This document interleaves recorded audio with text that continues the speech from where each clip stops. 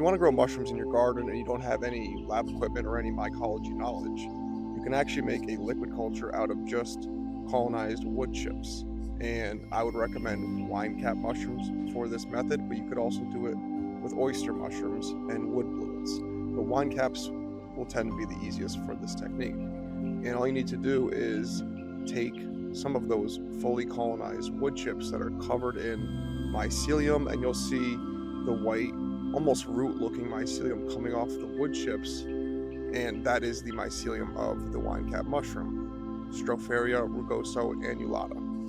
And this is probably one of the better mushrooms to grow in your garden because it's very aggressive, will grow great on wood chips, and will grow symbiotically with all the plants in your garden. And I found that horseradish and strawberry plants grow the best with wine cap mushrooms, but they grow great with pretty much every plant that I've seen. And all you need to do to expand the mycelium into a liquid culture is take those colonized wood chips, place them in a bucket, and add some water to it. And you're going to stir that bucket of water with colonized wood chips for a few minutes to break up the mycelium off the wood chips to create more surface area to inoculate more wood chips.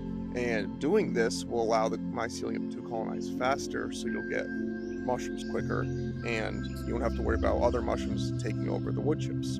And after about 5 to 10 minutes of stirring that off the grid liquid culture, is what I would call it, you can basically pour it throughout your garden, preferably on fresh wood chips. And over the next few months, the mycelium will colonize the wood chips and will fruit in the following spring or later that year, depending on when you inoculate it.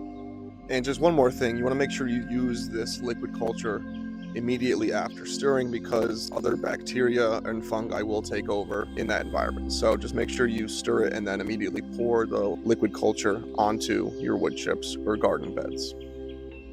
This is a very easy way to basically mass produce mycelium off the grid if you already have some mycelium to work with.